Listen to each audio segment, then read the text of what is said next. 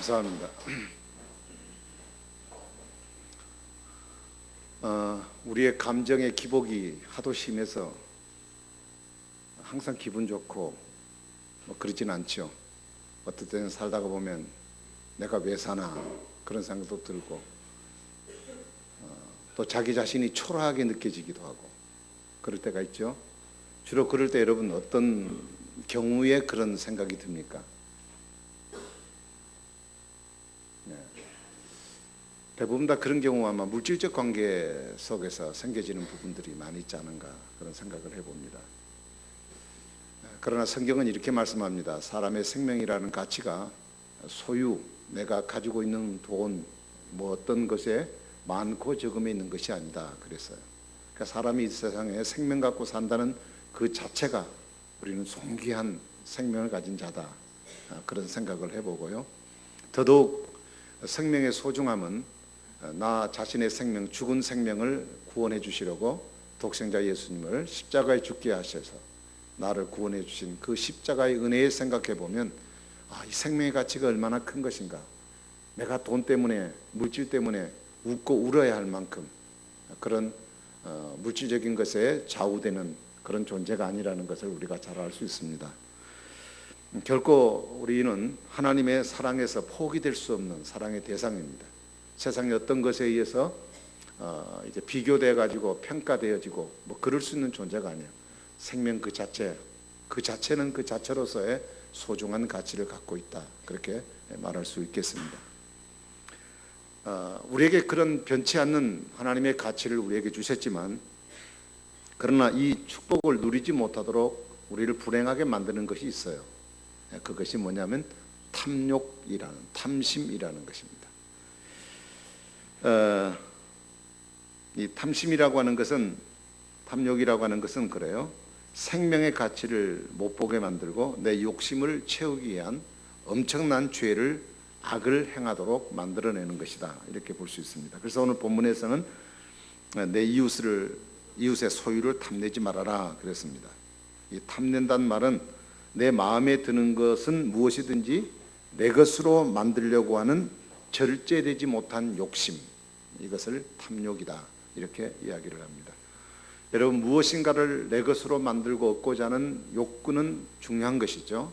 하나님께서 사람 만들어 놓으시고 번성하고 그리고 땅에 충만하라 그렇게 말씀하셨기 때문에 이것은 생산적이고 창조적인 하나님이 우리에게 주신 감정이라고 생각을 합니다.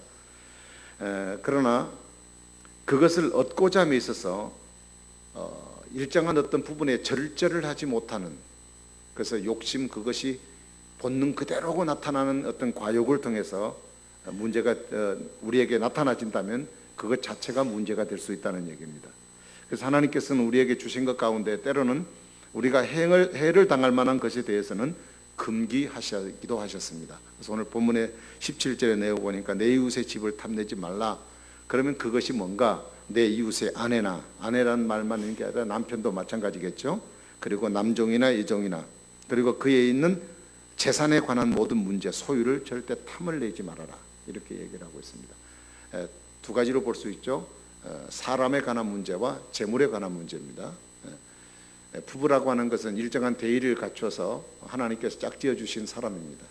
부부는 남자와 여자 두 부부의 관계 속에서만 이루어질 수 있는, 다른 사람이 탐을 내거나 손을 댈 수 없는 관계의 사람입니다. 그런데 그 상대에 대하여 내가 유혹을 하고 그래서 그와 부정적 관계를 맺는 것은, 이것은 분명히 남의 소유, 아내나 남편에 대하여, 다른 아내나 남편에 대하여 내 것으로 만드는 지나친 욕심, 절제되지 못한 그 과욕이 결국은 그런 화를 불러내요. 그래서 그것을 보통 간통이라고 하는데, 작년에 같은 경우 이제 우리의 법정 용어로 간통이라는 말 자체가 이제 없어져 버렸기 때문에 가정에 대한 참 상당히 많은 위기를 우리가 당하고 있는 현실이라고 볼 수가 있겠습니다. 그 다음에 다른 사람의 소유에 대하여서 내가 그것을 내 것으로 만들고자 하는 욕심 때문에 부정적 방법과 또 보편적이지 못한 방법을 통해 그 사람의 것을 내 손에 넣으려고 하는 이런 지나친 것들도 역시 여기에 다 소속돼 포함된 것이라고 말할 수가 있겠습니다. 그래서 우리가 하나님께서 금하신 것에 대해서는 절제가 필요합니다. 어떤 사람에게 술과 떡과 밥을 주겠는데 그 셋 중에 뭘 먹겠냐 그렇게 물었더니 그 사람이 하는 말이 술에다가 밥을 말아가지고 그다음 떡을 안주로 삼아서 먹겠다 뭐 이러니. 그러니까 사람의 욕심이라고 하는 게요 한도 끝도 없어요. 뭐 있으면 있는 대로 소화가 되든 안 되든 먹어서 뭐 어떻게 되든 간에 어쨌든 내 것으로 다 만들고자 하는 욕심을 갖고 있습니다. 여러분, 아담과 하와가 범죄를 했는데 타락했는데 타락한 장소가 어디입니까? 막 지옥 같은 고생하는 곳이었습니까? 에덴 동산에서 타락을 했어요. 여러분, 에덴 동산이라고 하는 것은 사람이 살기에 가장 적합한, 어떻게 생각하면 외부적인 환경으로는 가장 완벽한 장소가 에덴 동산입니다. 먹을 것, 마실 것, 추위, 더위, 고통, 아픔, 해산의 고통 이런 것 하나도 없잖아요. 그리고 영원토록 사는 생명이잖아요. 그래서 요구할 게 뭐가 있습니까? 아무것도 없어요. 그럼에도 사람이 범죄했다고 하는 사실은 그 마음속에 하나님 말씀을 불신하고 사탄의 말을 듣고 하나님처럼 되려고 하는 과욕, 이 욕심이 그런 화를 불러내게 된 것이라고 볼 수 있습니다. 그러므로 사람이 완전한 환경 가운데 산다고 해서 인생의 문제 자체가 해결되어지는 것은 결코 아닙니다. 그 문제는 결국 사람의 마음에서 나오기 때문에 그렇습니다. 그래서 사람들은 삶을 만족하게 하는 필수 여건이 환경적인 어떤 여건이나 혹은 물질에 있다고 생각을 합니다. 그래서 좋은 집과 좋은 자동차가 있으면 만족할 것이라고 생각해요. 근데 이런 생각이 하나님을 안 믿는 사람만 아니라 하나님 믿는 이 목사인 저에게도 동일하게 있는 일반적 생각들을 그렇게 갖고 산다는 얘기예요. 그래서 50만 원 벌면 100만 원 벌고 싶고 100만 원 벌면 200만 원 벌고 싶은 그 끝없는 욕망을 사람은 가지고 살아요. 톨스토이가 쓴 작품 가운데 그 단편 가운데 사람에게 몇 평의 땅이 필요한가라는 그 작품이 있습니다. 거기에 보면 한 소작인이 소작인이라고 하는 것은 다른 사람의 땅을 내가 대신 1년 동안 2년 동안 받아서 농사를 짓고 얻은 것에서 주인에게 얼마 주고 나머지 내가 먹는 사람이죠. 소작하는 사람. 그 사람의 소원이 있었어요. 내 명의로 땅 좀 가지고 밭을 좀 가져서 내가 그 밭에다가 농사를 지었으면 좋겠다. 그런 소원을 갖고 있었어요. 근데 그러한 소원이 이 땅 지주에게 귀에 그 소리가 들어간 겁니다. 그래서 어느 날 한 번은 그 사람을 불러가지고 당신이 땅을 갖기를 소원하는데 내가 땅 많으니까 당신이 원하는 대로 내가 땅을 주겠다. 그러니까 내일 아침에 올 때 그 당신의 땅을 표시할 말뚝들을 좀 많이 가지고 오시오. 그렇게 얘기를 했습니다. 그래서 그런 날 아침에 이제 이 주지가 소작인에게 얘기를 하면서 단 한 가지 조건이 있다. 그것은 당신의 땅이라고 말뚝을 받는 것을 일들을 다 하고 난 뒤에 해가 지기 전에 반드시 내 앞에 돌아와야 됩니다. 해가 지면 져서 못 오면 그건 다 무효입니다라고 얘기했어요. 그래서 이 사람은 말뚝을 등에 쥐고 열심히 달렸습니다. 가는 곳마다 이 땅이 내 땅, 이 땅이 내 땅 그러고 막 말뚝을 꽂기 시작합니다. 해가 중천에 떴습니다. 해가 점점 서산으로 지기 시작합니다. 한 평만 더, 조금만 더 하다가 보니까 해가 서산에 딱 걸치는 시간이 다가왔어요. 근데 주인에게 빨리 돌아가기는 가야 되겠는데 너무 멀리 와버렸어요. 안 돌아가면 다 끝이에요. 그래서 이 사람이 힘을 쓰고 애를 써서 열심히 달렸습니다. 숨이 이막 목에 차도록 달렸습니다. 그래서 겨우 달려가지고 주인 앞에 와서 하다가 죽어버렸어요. 제 얘기가 아니라 톨스토이에 있는 얘기입니다. 여러분, 사람에게 얼마만큼 땅이 필요한가 그렇게 질문합니다. 그 사람은 결국 한 평도 안 되는 땅, 그 땅에 묻히고 그 인생이 끝나고 말았어요. 이 단편을 해석하는 관점이 사람마다 다를 수 있습니다만, 그러나 한 가지 분명한 교훈은 사람은 자기가 가지고 있는 것에 대해서 만족하지 못하고 계속해서 더 가지려고 하는 욕망을 사람은 갖고 있다는 것이에요. 그래서 이게 소유에 대한 욕구가 절제가 되지 않을 때 이것이 탐욕이 되는 겁니다.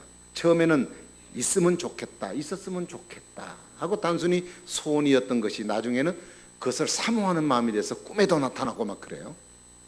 그러다가 나중에는 꼭 내 것이 돼야 되는데 라고 생각하면서 남의 것을 더 크게 보이게 되다가 결국 행동으로 옮겨지게 되는 거예요. 그래서 그 탐욕 때문에 결국 엄청난 악을 행함으로 자신에게 불행이 찾아오게 되는 겁니다. 성경에 이러한 사람의 한 사건이 있습니다. 아합 왕 아시죠? 이스라엘의 왕입니다. 남쪽과 북쪽으로 나눠져 있을 때 북쪽 이스라엘 왕이에요.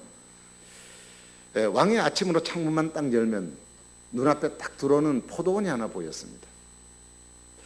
볼 때마다 야, 저거 내가 가졌으면 좋겠다. 그래서 생각나가지고 누군가를 딱 살아봤더니 이스라엘 사람 그 나봇이라는 사람의 소유라는 것을 알고 그를 궁으로 불러들였습니다. 그리고 앉혀놓고 이복에 내가 좀 유기농 좀 신선한 야채를 좀 먹고 싶어서 채소를 좀 싣고 그래서 아침 저녁으로 먹고 싶은 땅이 좀 필요한데 자네 땅이 내가 좀 갖고 싶어. 내가 그 땅에 버금가는 땅을 대토해서 주든지 아니면 돈을 달라 그러면 내가 그 보통 가격에 더 쳐서 내가 돈을 줄 테니까 그 땅을 나한테 인계하라 그랬어요. 근데 이 나봇이라는 사람이 거절을 했어요. 왕명에 거절을 했어요. 거절한 이유는 당시에는 조상으로부터 물려받은 땅, 그 땅은 절대 팔지 못하게 되어 있습니다. 이스라엘 법에. 네. 그래서 이 나봇이라는 사람은 왕의 말을 들으면 환심도 사고 돈도 생기니까 좋겠지만 그러나 하나님의 명령이기 때문에 순종하는 마음으로 왕의 명령을 거절합니다. 그 앞에서 어떻게 말은 못하고 그 사람 보내놓고 열을 받았어요. 화병이 생겨버렸어요. 밥맛이 없는 거예요. 그래서 침대에 들어 누워가지고 옆으로 누워가지고 밥도 안 먹고 밥 가져와도 밥 다 물려버리고 며칠을 그러고 있는 겁니다. 그러니까 왕후가 그것을 알고 와가지고 아이고 폐하 왜 그렇게 마음이 무거우신 것 같은데 왜 이렇게 힘들어 계시냐고. 그 여차 이래서 내가 기분 나빠가지고 내가 밥맛이 없다고. 그랬더니 이 왕후가 그럼 내가 좋은 수가 있다고. 제가 그 문제 딱 해결할 테니까 걱정하지 마세요. 왕후가 해결해 주겠다 하면 그건 수단과 방법을 안 가르는 거예요. 그래서 그 사람을 그 편지를 써서 그 공문을 보냈어요.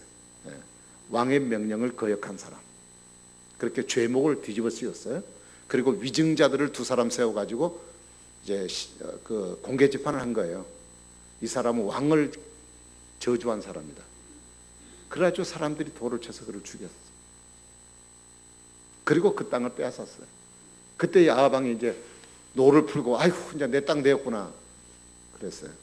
근데 그걸로 끝나는 것이 아니라 하나님이 그 가정 전체를 저주하셨습니다.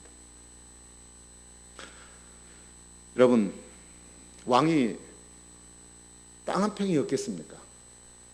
그 수많은 땅 가운데 하필이면 가난한 사람, 자기 조상 대대로 물려받은 하나님 주신 축복으로 주신 그 땅, 내가 간직하겠다는 그 사람의 땅을 뺏겠다고 사람 죽여버리고 그 땅을 빼앗는 그 욕심, 그것이 여러분 생각하는 그 욕심이 결국은 탐욕이 되어져서 그런 결과를 가져오게 된 겁니다. 이 탐욕이라고 하는 것은 자신을 망치게 만들고 그리고 사회를 혼란하게 여길 뿐 아니라 결국 자신의 사회적인 생명과 영적인 생명까지라도 파멸시키는 결과를 가져오게 되는 것입니다. 자, 이렇게 탐욕이라는 것이 무서운 것인데 왜 사람들은 남의 것을 탐하는가? 그 이유를 보면 사람에게는 상대적인 만족을 보다 더 많이 누리고 싶은 욕심이 있기 때문에 그렇습니다. 세상의 것은 어느 것인지 절대적인 것은 없어요. 상대적이기 때문에 가져도 욕망이 끝이 없는 거죠. 근데 그것을 좀 더 많이 누리고 싶은 욕심이 사람에게는 있는 거예요. 전도서 5장 11절에 보니까 재산이 많아지면 먹는 자들도 많아지나니 소유주들은 눈으로 보는 것 외에 무엇이 더 유익하겠는가 이런 말씀했어요. 그러니까 돈은 많을수록 더 많은 돈은 지출된다는 뜻이에요. 네. 돈을 얼마만큼 벌면 그 번 돈을 가지고 또 땅 사고 그리고 또 돈 얼마 생기면 대출 받아가 또 집 사고 사업하는 사람은 더 크게 결국은 내가 갖고 있는 그 돈들 내가 한 번도 누려보지 못하고 계속 버리기 때문에 돈은 버는 대로 더 많이 지출되어지는 거예요. 그 돈이라고 하는, 결국 이 탐심이라고 하는 것은 결국 재물과 관계가 되어 있습니다. 근데 이 돈이라고 하는 것은 무엇과 또 연관되어 있느냐? 쾌락과 연관이 있어요. 사람이 돈을 벌고 돈이 많아지면 즐거움과 쾌락을 즐기는 것으로 반드시 연결이 되게 되어 있습니다. 여러분, 사람의 욕심을 무엇으로 채울 수 있겠어요? 계속 모자라다 또 모자라고 그래서 한 번도 내 것이라고 누릴 수 없는 불행한 삶을 살아갈 수밖에 없습니다. 내가 남보다 나아야 된다, 내가 다른 사람보다 더 많이 가져야 된다, 이런 고집이 내게 있는 한 내 삶 속에서 절대 물질주의는 극복해낼 수가 없는 것입니다. 우리 사회에 일어나는 모든 악과 범죄는 전부 다 돈과 연관되어 있습니다. 그래서 성경은 돈 자체는 나쁜 것이 아니지만 돈을 사랑하는 것이 일만하게 뿌리가 된다고 말씀하셨어요. 결국 우리가 그리스도인으로서 이 세상을 이긴다는 말은 무슨 얘기냐? 물질주의를 극복할 수 있다는 얘기를 말하는 거예요. 그 다음에 사람에게는 비교의식이 있기 때문에 그래요. 그래서 탐하는 겁니다. 이런 말이 있습니다. 미국 사회에서는 이 교육의 중요한 포인트, 교육의 중요한 메시지가 있다면 그것은 서로 나누어라 하는 얘기예요. 그리고 일본에서 교육의 중요한 말은 공중도덕과 질서를 잘 지키라, 그런 얘기예요. 근데 우리나라의 교육은 뭐냐? 기죽지 말아라. 될 수 있으면 어려움에 처한 내 이웃을 배려하고 돕고자 하는 미국 사회의 어떤 정서, 그리고 남에게 피해를 입히지 않도록 가르치는 일본 사회의 정서. 근데 우리 사회는 뭐냐?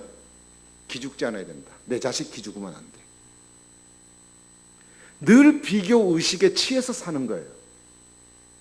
모든 것이 싸움이 되는 겁니다. 모든 게 경쟁이에요. 그 젊은 사람들이 한국을 떠나려는 이유가 뭡니까? 너무 치열한 경쟁 사회 때문에 그래요. 교육도 경제예요. 취업도 경제예요. 승진도 경제예요. 이 이기적인 관심에서 판단하고 결정하고 노력하는 겁니다. 내가 여태까지 살면서 내 삶에 그게 필요하다고 별로 못 느끼고 살아왔던 삶인데도 불구하고 남이 갖고 있으니까 나가 가져야 되고, 남이 그렇게 하니까 나도 해야 된다고 생각을 하면, 그런 의식이 지배하고 있는 순간부터 내가 필요를 느끼지 못하고 살았음에도 다른 사람과 같지 않으면 나는 기가 죽고, 그 사람이 갖고 있는 건 내가 못 갖추면 내가 비참해지는 거예요. 그러니까 아무리 많은 것을 가져도 나는 전부 다 가질 수는 없기 때문에, 어차피 내가 못 가진 그것 때문에 딴 사람이 갖고 있다는 것 때문에 속상하고 나는 비참하게 느껴지는 거예요.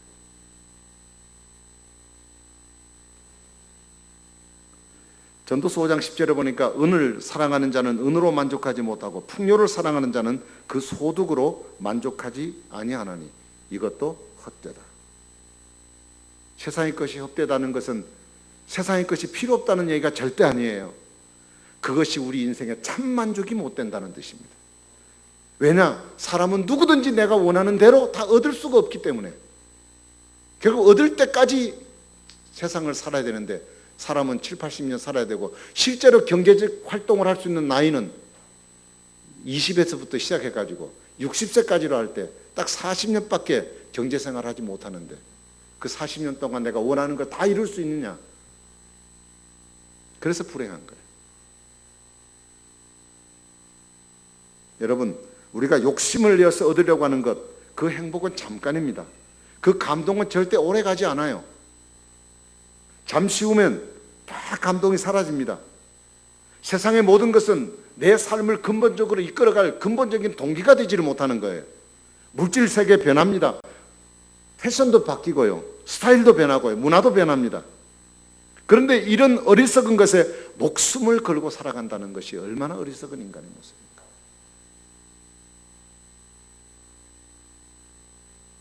원숭이를 잡으려면 이 원통에다가 조그마한 손 하나 들어가면, 원숭이 손은 조그만하잖아요. 조그만하게 들어가는 구멍 하나 뚫어 놓고 그 안에다가 원숭이가 좋아하는 음식물을, 냄새나는 음식물을 집어넣어 놓고, 그리고 밧줄을 통에 딱 달아 놓고 놓으면 원숭이 지나가다가 쿵쿵 냄새를 맡다가 너무 맛있는 냄새가 나니까 들여다보다가 구멍으로 보니까 냄새 맡고 맛있는 음식이 들어있거든. 그래서 싹 주위를 살펴봐, 있는가 없는가 사람이. 그래도 아무도 안 보니까 손을 딱 집어넣었다. 그래서 조금 집에서 맛보려고 조금 집에서 맛보니까 기가 막히게 기절할 뻔해요. 얼마나 맛있는지. 그래 이번에는 그냥 손을 집어넣고 확 하고 지웠어요. 근데 손이 안 빠지네. 사람이 걸려있는 걸 발견하고 원숭이 잡으려고 그러니까 이제 도망가야 되겠는데 도망갈 수가 있는데 손이 안 빠지니까. 근데 원숭이가 사는 방법은 딱 하나예요. 놓아버리면 돼요. 놓으면 쭉 빠져요. 근데 안 놓고 이걸 끝까지 나 쥐겠다는 얘기예요. 여러분 우리 인생이 사는 것도 그렇습니다. 자기가 잡은 것을 놓지 못해서 우리 늘 붙잡혀 사는 경우가 많이 있어요. 쥐인 것을 놓을 줄 알아야 돼요. 먹이통만 바라보지 말고 밖을 바라볼 수 있어야 된다는 얘기예요. 야고보 1장 15절에 보니까 욕심이 잉태한즉 죄를 낳고 죄가 장성한즉 사망을 낳는다고 그랬습니다. 골로새 3장 5절에 보니까 이 탐욕이라는 것은 뭐냐? 우상숭배다 그랬어요. 우상숭배라는 얘기는 뭐예요? 신으로 숭배한다는 뜻이에요. 탐욕, 욕심, 물질에 대한 탐욕을 갖는 것은 신을 섬기는 것과 같다는 얘기예요. 우상숭배, 하나님 외에 어떤 것도 섬길 수 없는 것을 탐욕을 우상숭배로 섬기는 이것이 내 속에 제거되지 않고는 결코 하나님이 주신 우리 인생의 참된 행복을 누릴 수가 없다는 얘기입니다. 그렇다면 우리가 어떻게 좀 만족하며 살아갈 수 있을까? 내게 주신 현실에서 그렇게 말씀을 드리고 싶습니다.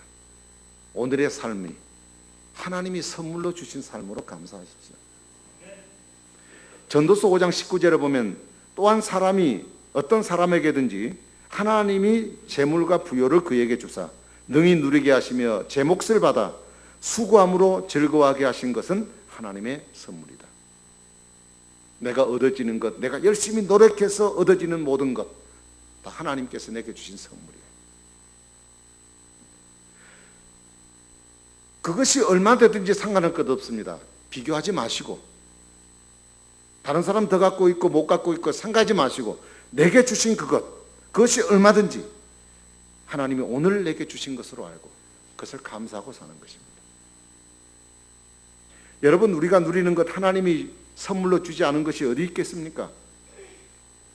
내가 아침에 눈을 뜨는 것 내가 눈 뜨고 싶었다고 생각하십니까?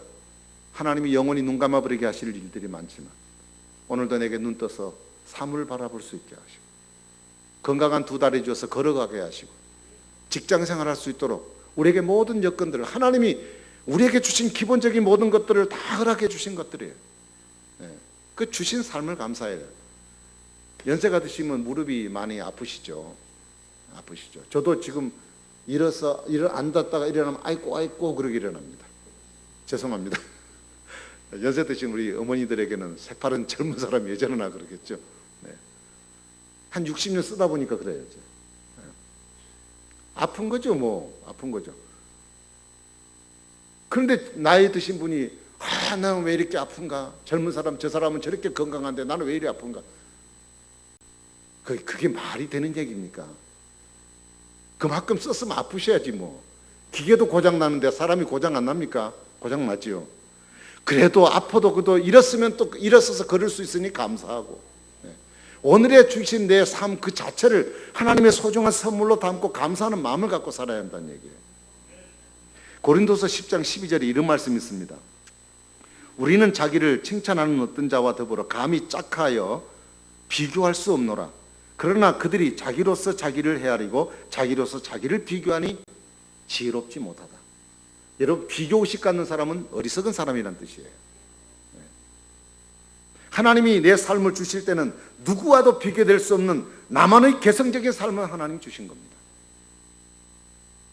하나님이 내게 향한 어떤 큰 목적과 뜻을 정해놓으시고 그 뜻을 이루어가는 과정 속에 오늘 이 삶 속에 이 과정을 통과하지 않으면 그 축복을 누릴 수 없기 때문에 그 과정 속에 주신 최적의 환경을 하나님 내게 주신 거예요.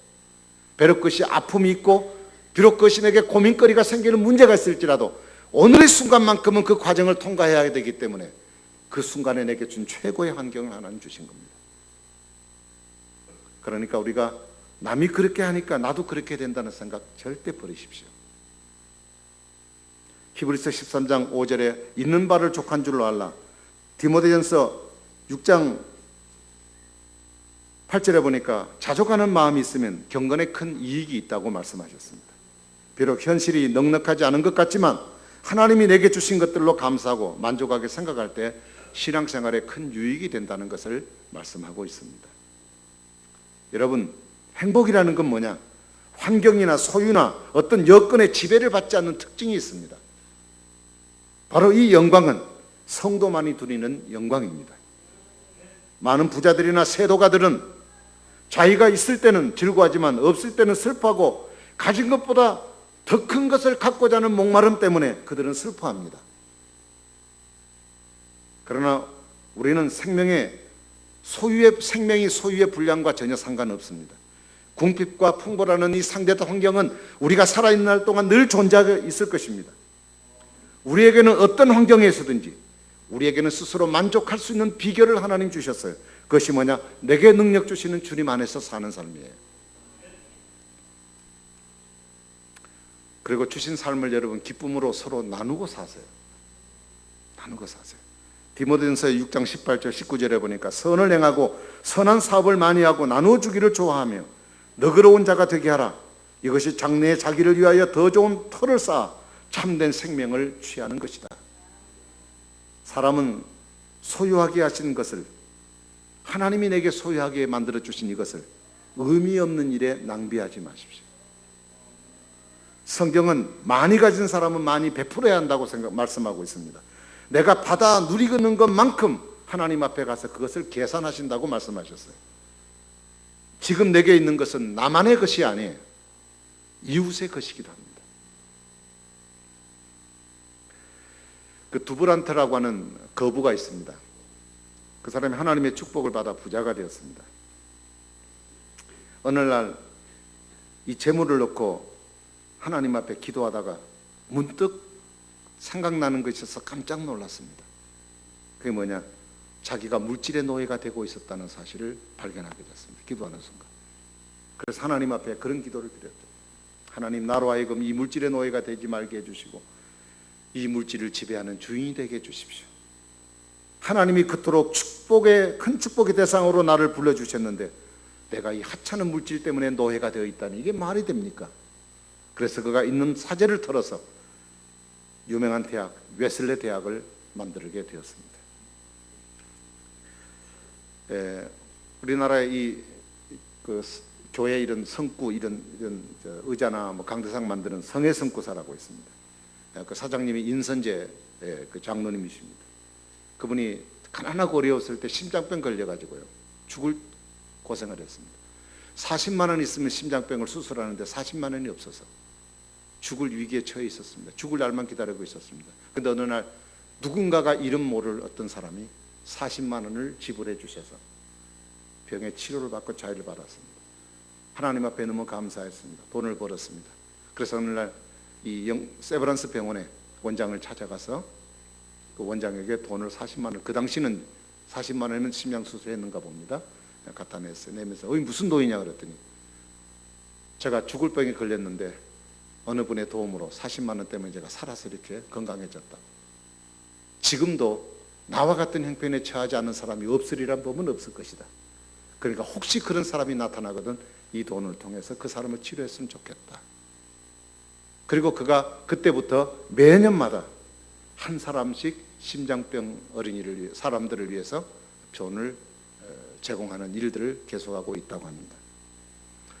어제 우리 집사님들이 이렇게 냉면 드신다고 저보고 오라고 그래가지고 어디 가기도 싫고 그런데 냉면 그러니까 그냥 기가 번뜩해가지고 밥 먹겠다고는 별로 생각이 없는데 그래서 저 팔당 냉면 쪽으로 갔습니다. 이름을 가르쳐서 죄송한데 그 갔더니 맛있게 잘 먹었습니다. 근데 그 갔더니 그 사장님이 하는 일들이 그 사진이 붙여 있었어요. 거기에 보니까 미얀마 교회를 10개 교회를 세우고 그리고 매년마다 1억씩 그 선교를 위해서 이렇게 기부를 한다는 그런 내용이었습니다. 여러분, 우리가 탐심을 극복하기 위해서는 나의 소유를 나만을 위해서 사용하지 않는 것입니다. 우리가 나누는 일에 많이 투자해야 됩니다. 하나님의 나라와 그 일을 위해서 투자하는 겁니다. 우리 교회도 교회를 세우고 있습니다만 제가 원래 기도하며 생각은 매년 한 교회씩 세우는 것을 기도를 했습니다만 지금 상황이 여의치 못해서 그렇게 하지 못하고 있습니다. 교회가 어렵고 힘들더라도 우리가 복음을 전하고 또 그런 일들을 해나갈 일은 계속 우리가 해야 될 일입니다. 여러분, 하나님 앞에 책망받지 않고 살아가려면 선한 일에 부유한 사람이 되십시오. 좋은 일은 내가 불편해지지 않으면 절대 좋은 일은 불가능합니다. 내가 조금 전략하고 내가 조금 불편해지면 우리가 그 불편해진 부분만큼 우리가 다른 사람을 위해서 좋은 일을 하고 살 수 있습니다. 여러분, 이 길이 하나님 앞에 복받는 길임을 아시기 바랍니다. 그리고 영원한 것에 관심을 가지십시오. 고린도서 4장 18절에 보니까 보이는 것은 잠깐이지만 보이지 않는 것은 영원하다고 그랬습니다. 우리의 눈으로 보는 것 다 일적으로 지나갑니다. 얼마 있지 않으면 다 썩어져 낡아지고 없어질 것입니다. 내가 다른 사람의 가슴에 몫을 박도록 하면서까지 내가 욕심을 부렸던 그것들, 그건 다 일시적으로 지나가는 것들입니다. 그러나 우리의 바라는 것은 보이지 않는 영원한 천국입니다. 여러분, 천국의 영광스러움을 생각할 때마다 감사해요. 무엇이 감사합니까? 천국의 영광한 영광에 무가치한 내가 그곳에 참여할 수 있는 하나님의 은혜의 부르심을 받게 됐다는 것이 너무 감사합니다. 그리고 지금 내가 이 목숨이 끝난다 할지라도 그 다음에 영광의 하나님 보좌에서 천국에서 풍요를 누리게 될 것을 확신할 때 우리는 감사하지 않을 수가 없는 것입니다. 말씀의 결론을 맺겠습니다. 십계명에 대한 말씀을 여러분에게 쭉 다 말씀을 드렸습니다. 다 해야 돼요. 다 순종하고 이 말씀대로 살아야 돼요. 그런데 우리에게 부딪히는 점은 그겁니다. 마음에는 생각은 가득 차 있고 원이고 그렇게 된다는 생각 갖고 있지만 그러나 현장에 나가면 전혀 그렇게 되지 않는 무능력함이 우리에게 있습니다. 로마서 8장 1절부터 4절에 예수님이 이 세상에 오셔서 십자가에 죽으신 것은 우리가 연약하여 지키지 못할 율법을 이루어 주시기 위함이라고 말씀하셨습니다. 그리고 그의 계명을 쫓아 행하는 우리로 하여금 하나님의 법을 지킬 수 있도록 하기 위함이라고 말씀하셨습니다. 우리가 이 십계명을 통해 계속적으로 반복되어 느끼고 있는 것은 인간의 본성은 연약하다는 것, 하고 싶어도 할 수 있는 능력이 없다는 것, 교회 안에서는 신앙생활하고 기도하면서는 그렇게 할 수 있다는 마음을 갖는데도 우리의 현장에 나가면 여전히 부족하다는 것. 그것은 그렇지만 우리는 내 속에 내주에 계시는 성령을 의지할 때 이것이 가능하다는 것입니다. 우리가 이런 이유에서 하나님의 자녀는 기도하도록 되어 있습니다. 조나단 에드워드라고 하는 개혁주의 신학자요 목회자인 그분은 이런 얘기했습니다. 기도 없이 사는 사람은 이 세상에서 하나님 없이 사는 것과 같다고 얘기했어요. 여러분, 기도함으로 성령을 의지함으로 우리가 이 말씀을 지켜 행할 수 있습니다. 그리스도인의 실력이라는 게 뭐냐? 그리스도인 실력은 예배 시간에 열심히 나오고 교회 열심히 봉사하고 우리끼리 교제 잘 나누고 이것이 그리스도인의 진짜 실력이냐? 진짜 실력은 세상에 나가서 나타나야 진짜 실력입니다. 그런데 우리가 기도하면서 우리가 늘 이렇게 생각하면서 말씀 듣고 그렇게 해야겠다는 마음은 마음에 갖고 있지만 우리의 현장에 나가면 실력이 나타나질 않아요. 늘 그 가운데 패배하고 그들과 똑같이 넘어져요. 그 우리 연약함입니다. 그래서 하나님은 우리에게 성령을 주셨습니다. 그리고 그분을 의지하고 그분의 능력으로 세상을 살아가도록 하셨습니다. 여러분, 그러므로 우리가 하나님의 자녀로 하나님 자녀답게 살려면 우리는 기도 많이 해야 합니다. 그래서 하나님 위로부터 주시는 능력을 갖고 살아야 우리는 세상에서 승리할 수 있습니다. 여러분, 오늘 우리는 무엇을 위해서 사는 사람입니까? 우리의 몸은 이 땅을 밟고 살지만 우리의 영혼은 하나님 나라 영원한 목표를 삼고 오늘의 주신 삶을 하나님 앞에 만족하고 감사하며 살아가는 것, 이것이 오늘 우리가 살아가야 될 중요한 이유입니다. 오늘도 이 목표와 이 마음을 가지시고 여러분의 세상 속에서 늘 승리하고 살아가기를 주의 이름으로 축복합니다. 기도하겠습니다. 좋으신 하나님 감사합니다. 우리가 10가지 계명들을 이렇게 신년도부터 지금 이렇게 4월 중순까지 계속해서 말씀을 나눴습니다. 우리는 행할 능력이 부족합니다. 주여, 우리에게 힘을 주시옵소서. 세상 사람들처럼 세상에서 그들 같이 같은 일을 하고 같이 마음 먹고 같이 움직이는 사람 되지 말고 하나님 사람답게 우리가 실력 있는 하나님의 사람으로 승리할 수 있도록 주여 성령의 능력을 주시고 우리에게 권능을 더하여 주셔서 주의 이름으로 승리하고 살아가는 하나님의 사람들 다 될 수 있도록 은혜 베푸시고 이 일을 위해서 더 열심히 하나님 앞에 기도하는 성도들 되게 하여 주시옵소서. 예수님 이름으로 간절히 기도합니다. 아멘. 우리 찬송 드리겠습니다. 446장입니다.